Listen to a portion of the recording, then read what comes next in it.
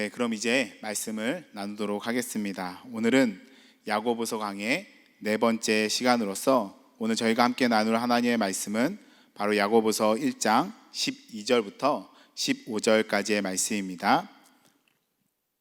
오늘 본문 말씀은 짧은 관계로 다 같이 한 목소리로 읽도록 하겠습니다. 시작. 시험을 견디어내는 사람은 복이 있습니다. 그 사람은 그의 참됨이 입증되어서 생명의 면류관을 받을 것이기 때문입니다. 그것은 하나님을 사랑하는 사람들에게 약속된 것입니다. 시험을 당할 때에 아무도 내가 하나님께 시험을 당하고 있다 하고 말하지 마십시오. 하나님께서는 악에게 시험을 받지도 않으시고 또 시험하지도 않으십니다. 사람이 시험을 당하는 것은 각각 자기의 욕심에 이끌려서 꿰매 빠지기 때문입니다. 욕심이 잉태하면 죄를 낳고 죄가 자라면 죽음을 낳습니다. 아멘. 저는 오늘 시험을 시험으로 여기지 않는 방법이라는 제목으로 여러분들과 함께 말씀을 나누도록 하겠습니다. 오늘 저희가 함께 읽은 이 말씀을 보게 되면 시험이라는 단어가 참 많이 등장하게 되는데요. 제가 하나하나 다 세어보니까 총 6번 정도 나왔습니다. 말씀은 4구절밖에 되지 않는데 시험이라는 단어가 6번이나 나왔다는 것은 그만큼 이 시험이라는 주제가 우리 기독교 신앙에 있어 아주 중요한 주제라는 것을 말해주는 것 같습니다. 아무튼 시험은 우리의 인생에 있어 반갑지 않은 손님과 같습니다. 그래서 대부분의 사람들은 이 시험을 증오하거나 매우 싫어하죠. 시험의 시자만 들어도 온몸에 가시가 돋는 그러한 사람도 있는 것 같습니다. 고시에 실패한 사람들이나 아니면 대입에 실패한 사람들이 그러지 않을까 싶습니다. 아무튼 저는 가끔씩 시험이라는 이 단어 자체가 완전히 사라져버리면 정말 좋겠다라는 말도 안 되는 상상을 하곤 합니다. 특별히 성서침례 대학원 대학교에서 공부했을 때에 더욱 그랬던 것 같아요. 시험 없는 캠퍼스 생활, 시험 없는 인생살이는 누구나 좋아하고 또 누구나 꿈꾸는 것이라고 저는 생각합니다. 하지만 시험은 남녀노소를 가리지 않고 늘 우리 주변에 맴돌고 있는 것 같습니다. 그리고 우리가 부른 것도 아니고 또 우리가 찾은 것도 아닌데 이 시험은 이따금씩 우리의 삶에 찾아와서는 우리의 마음과 생각을 매우 복잡하게 만들어 버리죠. 그리고 우리의 감정과 기분마저도 매우 혼잡스럽게 만들어 버립니다. 마치 실타래 뭉치처럼 우리의 인생을 뒤죽박죽 만들어 버리는 것이 바로 이 시험이라는 것이죠. 그런데 오늘 본문 말씀에 보면 사도 야고보는 우리 그리스도인들에게 이 시험을 잘 견뎌내라고 그렇게 권면하고 있습니다. 그리고 시험 때문에 하나님을 탓하거나 원망하지 말고 끝까지 하나님을 신뢰하면서 오로지 하나님만 의지하라고 그렇게 권면하고 있죠. 한마디로 사도 야고보는 우리 그리스도인들에게 시험을 시험으로 여기지 않을 수 있는 방법이 있으니 끝까지 인내하며 참으라고 그렇게 권면하는 것입니다. 그럼 구체적으로 사도 야고보가 제시한 시험을 시험으로 여기지 않는 방법은 과연 어떤 것일까요? 우리로 하여금 무엇이 시험을 시험되지 않을 수 있도록 그렇게 만드는 것일까요? 그것은 바로 시험을 견디는 사람에게는 복이 있다는 말씀입니다. 우리 이 시간 다 같이 야고보서 1장 12절 말씀을 함께 읽도록 하겠습니다. 시작. 시험을 견디어내는 사람은 복이 있습니다. 그 사람은 그의 참됨이 입증되어서 생명의 면류관을 받을 것이기 때문입니다. 그것은 하나님을 사랑하는 사람들에게 약속된 것입니다. 여러분, 사도 야고보는 우리 그리스도인들에게 이렇게 권면하고 있습니다. 시험을 견디는 사람에게는 복이 있는데 그 복은 바로 생명의 면류관이야. 그러니까 어떠한 시험이 찾아온다 할지라도 이 생명의 면류관을 생각하면서 끝까지 인내하며 버텨.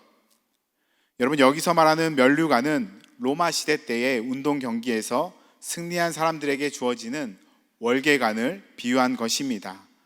운동 경기에서 받게 되는 월계관은 잠시 있다가 사라지는 것이지만 시험을 견디고 이긴 그리스도인에게 주어지는 면류관은 영원히 누리게 되는 생명이 되는 것이죠. 사도 바울도 이와 비슷한 말을 하였는데 제가 디모데후서 4장 8절 말씀을 읽어드리겠습니다. 이제는 나를 위하여 의의 면류관이 마련되어 있으므로 의로운 재판장이신 주님께서 그날에 그것을 나에게 주실 것이며 나에게만이 아니라 주님께서 나타나시기를 사모하는 모든 사람에게도 주실 것입니다. 아멘. 여러분, 시험을 시험으로 여기지 않는 첫 번째 방법은 바로 하나님의 복에 있습니다. 즉 시험을 견디는 사람에게 주어지는 생명의 면류관이라는 하나님의 복 때문에 우리는 기쁘게 이 시험을 인내할 수 있게 되는 것이죠. 그런데 어떤 사람들은 하나님을 오해해서 하나님께서 나에게 지금 시험을 주신다라고 그렇게 생각합니다. 그래서 하나님을 원망하거나 또 하나님을 탓하고 결국에 하나님을 떠나게 되는 것이죠. 우리 주위에 보면 이러한 사람들 대여섯 명 정도는 충분히 있을 것이라고 예상됩니다. 이 시간 잠시 제 친구들 이야기를 하기 원하는데요. 저는 정말로 이 친구들이 다시 하나님께로 돌아와 정말 믿음 생활하기를 간절히 소망합니다. 그래서 저는 이 친구들이 생각날 때마다 늘 기도하며 중보하고 있습니다. 아무튼 한 친구는 중학교 2학년 때부터 저와 함께 교회를 다녔던 친구입니다. 그때는 정말로 너무나 순수해서 매일매일 교회에 찾아갔고 또 교회에서 찬양을 부르며 또 운동을 하며 함께 그렇게 시간을 보내었습니다. 그런데 점점 우리 친구들의 모임이 교회가 아닌 PC방이 되었고 또 당구장이 되었고 또 호프집이 되어 버렸습니다. 그러던 어느 날 갑자기 제 친구의 누나가 신내림을 받아서 무당이 되어 버렸습니다. 몇 달 전만 해도 같이 밥도 먹고 같이 노래방도 갔던 그랬던 누나가 갑자기 무당이 되어 버리니까 좀 신기하기도 하고 좀 이상하기도 하고 좀 어안이 벙벙하기도 했습니다. 이것은 마치 제가 한순간에 예수 그리스도를 주로 시인하고 또 예수님을 나의 주님으로 또 구원자로 그렇게 믿게 된 것과 참 많이 비슷한 것 같다라고 생각이 되어졌습니다. 아무튼 제 친구가 이러한 상황을 맞닥뜨리게 되니까 하나님을 바로 떠나 버렸습니다. 같이 기도하면서 누나가 예수님 잘 믿을 수 있도록 그렇게 함께 힘써보자라고 제가 권면했지만 그 친구는 그나마 있었던 그 작은 믿음마저도 다 저버리고 자기는 하나님이 아닌 자기 가족들 챙기면서 그렇게 살겠다라고 가버렸습니다. 비록 이 친구는 하나님을 원망하거나 비난하진 않았지만 시험이 찾아오자 곧바로 하나님께 기도하기보다는 하나님을 떠나가 버린 것이죠. 또 다른 친구는 부모님과의 갈등 때문에 하나님을 원망하고 또 하나님을 저주하고 하나님을 떠난 친구입니다. 이 친구의 부모님은 두 분 다 목사님이십니다. 그래서 이 친구의 이름은 정말로 홀리하죠. 생긴 것과는 다르게 정말 너무나 홀리합니다. 아무튼 이 친구는 부모님들이 어렵게 목회를 하시니까 늘 재정이 부족해서 이 친구에게 돈을 좀 요구했던 것 같습니다. 참고로 이 친구는 20살 때부터 고물상을 해서 돈 버는 재미로 그렇게 살아가는 친구입니다.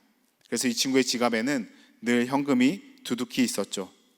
아무튼 부모님이 계속해서 이 친구에게 사역에 대한 필요와 재정에 대해서 얘기하니까 이 친구는 그냥 목회 그만하라고 그냥 평범하게 살라고 그렇게 부모님께 말을 하고서는 나는 이제 하나님 믿지 않으니까 더 이상 연락도 하지 말고 더 이상 자신에게 찾아오지 말라고 그렇게 말을 하고 집을 나가 버렸습니다. 지금은 부모님과 어느 정도 사이가 좋아진 것 같은데 아직도 그는 여전히 교회에 나가지 않고 전혀 믿음 생활을 하고 있지 않습니다. 이 친구도 시험이 찾아오니까 바로 하나님을 원망하고 하나님을 떠나가 버린 것이죠. 그런데 여러분, 제 친구들뿐만 아니라 한국 교회 안에는 정말로 여러 가지 사건과 사고 때문에 그리고 여러 가지 고난과 시험 때문에 하나님을 원망하고 또 하나님을 비난하고 또 하나님을 떠난 사람들이 정말로 많이 있습니다. 하지만 우리가 여기서 한 가지 반드시 기억해야 하는 것은 바로 하나님은 절대로 시험을 통하여 우리를 낙담시키지 않는다라는 것입니다. 즉 하나님은 우리가 시험을 통하여 더욱 더 성숙해지고 또 더 성장하기를 바라시지, 우리가 시험을 통하여 더 믿음이 떨어지고 더 하나님을 신뢰하지 않는 사람으로 그렇게 변화되는 것을 바라시지 않는다라는 것이죠. 고린도전서 10장 13절 말씀에 보면 이러한 말씀이 있습니다. 사람이 감당할 시험 밖에는 너희가 당한 것이 없나니 오직 하나님은 미쁘사 너희가 감당하지 못할 시험 당함을 허락하지 아니하시고 시험 당할 즈음에 또한 피할 길을 내사 너희로 능히 감당하게 하시느니라. 아멘. 여러분, 이 말씀이 뜻하는 바가 무엇입니까? 하나님은 우리가 감당할 수 있는 시험만 허락하시지 감당할 수 없는 시험은 허락하지 않는다라는 것입니다. 그리고 하나님은 너무나 선하시고 친절하셔서 반드시 우리에게 피할 길 또한 열어주십니다. 그러므로 끝까지 시험을 견디는 우리가 됩시다. 끝까지 시험을 견디는 자에게는 생명의 면류관이라는 복을 주신다라고 약속하셨으니 우리의 삶 가운데에 어떠한 고난과 시험이 찾아온다 할지라도 그 약속의 말씀을 붙잡고 끝까지 인내하는 우리 모두가 되었으면 정말로 좋겠습니다. 그럼 이제 두 번째 방법에 대하여 알아보도록 하겠습니다. 시험을 시험으로 여기지 않을 수 있는 두 번째 방법은 바로 시험의 배후가 무엇인지를 알 때입니다. 즉 우리는 시험의 배후가 무엇인지 정확하게 알 때 시험을 시험으로 여기지 않을 수 있는 것입니다. 이 시간 다 같이 야고보서 1장 14절 말씀을 함께 읽도록 하겠습니다. 시작. 사람이 시험을 당하는 것은 각각 자기의 욕심에 이끌려서 꿰매 빠지기 때문입니다. 여러분, 시험의 배후에 있는 것이 무엇입니까? 그것은 바로 욕심입니다. 야고보 사도는 사람이 시험을 당하는 것은 각각 자기의 욕심 때문이라고 그렇게 우리에게 충고하고 있죠. 잠언 11장 6절 말씀에 보면 정직한 사람의 옳은 행실은 그를 구원하지만 반역하는 사람은 제 욕심에 걸려 넘어진다라고 그렇게 말씀하고 있습니다. 그리고 잠언 28장 25절 말씀에서도 욕심이 많은 사람은 다툼을 일으키지만 주님을 의뢰하는 사람은 풍성함을 누린다라고 그렇게 말씀하고 있죠. 이처럼 욕심은 우리의 삶을 무너뜨리는 원흉입니다. 야고보 사도는 욕심과 죄와 죽음을 의인화해서 우리에게 쉽게 표현해 주고 있는데 제가 본문 15절 말씀을 읽어드리겠습니다. 욕심이 잉태하면 죄를 낳고 죄가 자라면 죽음을 낳습니다. 아멘.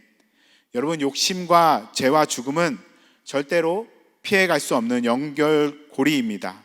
이 연결고리를 끊어버릴 수 있는 유일한 방법은 바로 예수 그리스도시죠. 오직 예수 그리스도만이 인간의 욕심을 해결할 수 있는 것입니다. 저는 참 욕심이 많은 사람이었습니다. 무엇을 해도 다 이겨야만 했고 또 가져야만 했고 또 누려야만 했습니다. 제가 군대에 있을 때에 여러 가지 잡다한 재주로 많은 것을 누리며 즐겼습니다. 저는 장기를 조금 들 줄 알아서 이 장기 때문에 외박을 한 적도 있습니다. 또 달리기를 조금 잘해서 달리기로 외출을 한 적도 있었죠. 그리고 축구와 족구, 탁구를 하면 무조건 이기는 조건으로 했기 때문에 저는 거의 대부분 이겼고 또 대부분 회식을 즐겼습니다. 아무튼 저는 여러 다방면으로 욕심이 참 많은 사람이었습니다. 그런데 이제는 정말로 별로 그렇게 큰 욕심이 없습니다. 많은 것을 가지고 있고 또 많은 것을 누리고 있고 또 많은 것을 즐기고 있기 때문에 그런지 몰라도 정말 큰 욕심이 없는 사람입니다. 제가 2주 전에 또 말씀드렸듯이 돈에 대한 욕심은 조금 있었지만 이제는 그것마저도 다 훌훌 털어버렸으니 이제는 정말로 저에겐 욕심이라는 것은 거의 없습니다. 제가 이렇게 된 것은 다 예수님 때문인 것이죠. 여러분, 욕심은 진실로 시험을 부르는 호루라기와 같습니다. 욕심이 발동하면 반드시 시험이 찾아오게 되는 것이죠. 저는 개인적으로 아굴의 기도를 참 좋아하는데요. 왜냐하면 이 사람은 너무나 인간적이고 또 사람 냄새가 나는 그러한 인물이기 때문입니다. 제가 잠언 30장 7절부터 9절까지의 말씀을 읽어드리겠습니다. 주님께 두 가지 간청을 드리니 제가 죽기 전에 그것을 이루어 주십시오. 허위와 거짓말을 저에게서 멀리하여 주시고 저를 가난하게도 부유하게도 하지 마시고 오직 저에게 필요한 양식만을 주십시오. 제가 배가 불러서 주님을 부인하면서 주가 누구냐 하고 말하지 않게 하시고 제가 가난해서 도둑질을 하거나 하나님의 이름을 욕되게 하거나 하지 않도록 하여 주십시오. 정말 인간미가 넘치지 않습니까? 아마 이 아굴은 자신의 욕심 때문에 시험을 당하지는 않았을 것 같습니다. 반면에 아나니아와 삽비라는 비록 크리스찬 부부였지만 돈에 대한 욕심 때문에 그들은 그 자리에서 단명을 하게 되죠. 그들은 욕심 뒤에 시험이 아니라 바로 심판이 찾아온 케이스였습니다. 아무튼 우리에게 찾아오는 대부분의 시험들은 우리 안에 있는 욕심 때문입니다. 그리고 이 욕심들이 잉태하여서 죄가 되고 또 이 죄로 인하여 수많은 사람들이 죽음에 이르게 되는 것이죠. 그러므로 이 욕심을 잘 다스리는 우리가 됩시다. 우리는 이 욕심을 완벽하게 통제할 수는 없겠지만 성령님은 가능하십니다. 그러므로 날마다 성령님을 구하며 또 성령님께 내 마음을 온전히 내어드리는 우리 모두가 되었으면 정말 좋겠습니다. 우리는 인생을 살다 보면 때때로 여러 가지 좋은 기회들이 찾아오기 마련입니다. 돈을 벌 수 있는 기회, 명예를 얻을 수 있는 기회, 유명해질 수 있는 기회, 권력을 잡을 수 있는 기회, 학력을 높일 수 있는 기회, 인정을 받을 수 있는 기회, 주도권을 잡을 수 있는 기회, 정욕을 채울 수 있는 기회 등 우리에게는 여러 가지 다양한 좋은 기회들이 찾아오곤 하죠. 그런데 여러분, 이럴 때일수록 우리는 더욱더 우리 자신을 조심히 살펴봐야 합니다. 더욱더 우리의 마음을, 우리의 생각을 자세히 살펴봐야 하는 것이죠. 내 마음의 욕심이 잉태하고 있지는 않은지, 지금 이것이 정말로 하나님이 기뻐하시는 모습인지 우리는 계속해서 우리의 마음과 생각을 점검해야 하는 것입니다. 만약 우리에게 아무리 좋은 기회가 찾아온다 할지라도 그것이 하나님의 말씀과 뜻에 어긋나는 방향이라면 우리는 반드시 그것을 포기해야만 하는 것이죠. 저는 여기에 있는 우리 사랑받는 교회 모든 성도들만큼은 진실로 자기의 욕심에 의한 시험은 당하지 않으셨으면 좋겠습니다. 오직 하나님이 우리의 믿음을 테스트하기 위하여 주시는 그 시험만 능히 감당해내는 저와 여러분들 모두가 되기를 간절히 소망합니다. 오늘 우리는 시험이 시험으로 여겨지지 않는 방법에 대하여 말씀을 나누었습니다. 그 첫 번째 방법은 바로 시험을 견디는 자에게는 생명의 면류관이라는 복이 있다는 것이고, 두 번째 방법은 시험의 배후에는 우리의 욕심이 있다라는 것입니다. 만약 우리가 이 두 가지 사실을 정확하게 인지하고 있다면 우리는 우리의 삶 가운데 찾아오는 수많은 시험들을 예수님의 능력으로 능히 이겨낼 수 있을 것이라고 믿습니다. 여러분, 절대로 하나님을 원망하지 마십시오. 여러분, 절대로 하나님을 떠나지 마십시오. 하나님은 우리의 시험을 통하여 우리의 믿음이 더 단단하게 만드시는 분이시지 우리의 믿음을 더 약하게 만든다거나 우리의 신앙을 더 축소시키는 그러한 분이 아니십니다. 그러므로 오늘도 더욱더 하나님을 신뢰하며 하나님을 의지하는 우리 모두가 됩시다. 여러분, 우리의 영적 싸움은 오로지 하나님 손에 있습니다. 이 사실을 절대로 잊지 마시고 더욱더 힘써 하나님을 찬양하는 우리 모두가 됩시다. 이것이 오늘 본문 말씀이 우리에게 주는 교훈이라고 저는 믿습니다.